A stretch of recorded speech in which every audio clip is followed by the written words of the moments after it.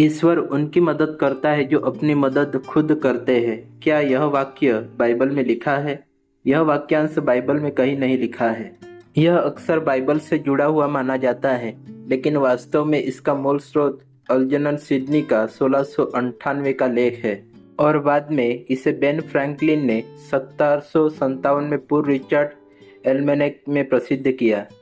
Bible इसके विपरीत सिखाती है। बाइबल सिखाती है कि ईश्वर उन लोगों की सहायता करता है जो खुद असहाय है, जिन्हें अपनी मदद करने के भी सामर्थ्य नहीं है।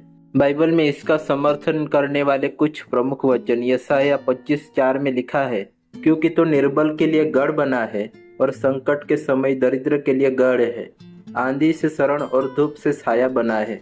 रोमियो 5:6 कहता है, क्योंकि जब हम निर्बल ही थे तो मसीह ठीक समय पर भक्तिहीनों के लिए मरा। रोमियो 3:23 कहता है, क्योंकि सबने पाप किया है और परमेश्वर की महिमा से रहित है।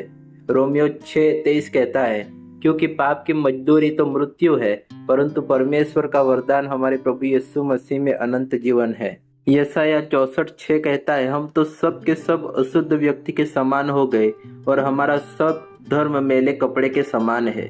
रोमियो 5:8 कहता है, परंतु परमेश्वर हम पर अपने प्रेम की भलाई इसी से प्रकट करता है कि जब हम पापी ही थे तभी मसीह हमारे लिए मरा।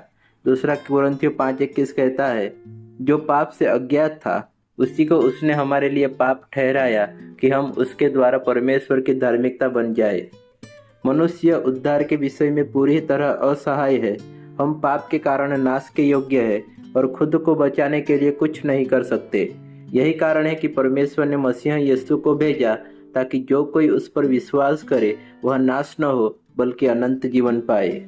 हालांकि उद्धार के संदर्भ में यह वाक्यांश गलत है, परंतु दैनिक जीवन के निर्णयों और जिम्मेदारियों में यह एक बुनियादी सत्य को दर्शा सकता है। हमारी सहभागिता भी आवश्यक है। उदाहरण के तौर पर, अगर कोई कहे, हे प्रभु मुझे नौकरी दो, लेकिन वह नौकरी खोजने के लिए आवेदन तक न करे, तो यह आलस्य है, न कि विश्वास। बाइबल का दृष्टिकोण, बाइबल भी इस बात को स्पष्ट करती है कि विश्वास निष्क्रिय नहीं होता, बल्कि वह कामों के द्वारा व्यक्त होता है, जैसा याकूब 2:17 में लिखा है। वैसे ही विश्वास भी यदि कर्मों सहित न हो तो वह अपने आप में मरा हुआ है। उद्धार में हम असहाय हैं, वहाँ केवल परमेश्वर ही कार्य करता है। जीवन के बाकी पहलुओं में परमेश्वर हमें सक्षम बनाता है, पर कार्य में हमारी भागीदारी की अपेक्षा करता है। उदाहरण, आप प्रार्थना करते हैं, हे परमेश्वर मुझे परीक्षा में उत्तीर्ण कर, लेकिन अगर आप पढ़ाई नहीं करते तो यह परमेश्वर पर भरोसा नहीं बल्कि आलस्य को आत्मिक जामा पहनना है। आप कहते हैं, प्रभु मुझे स्वस्थ कर, लेकिन फिर आप अनुचित खानपान और जीवन शैली अपनाते हैं, तो यह विश्वास नहीं, लापरवाही है। तो निष्कर्ष क्या है? यह उद्धार के लिए गलत विचार है, परंतु ईमानदारी, मेहनत और सक्रिय विश्वास के संदर्भ में यह एक व्यवहारिक सिद्धांत बन सकता है। प्रार्थना करो जैसे सब कुछ परमेश्वर पर निर्भर है और काम करो जैसे सब कुछ तुम पर निर्भर है। यह वाक्य ऑगस्टीन को श्रेय दिया जाता है और यह एक अच्छा संतुलन दिखाता है।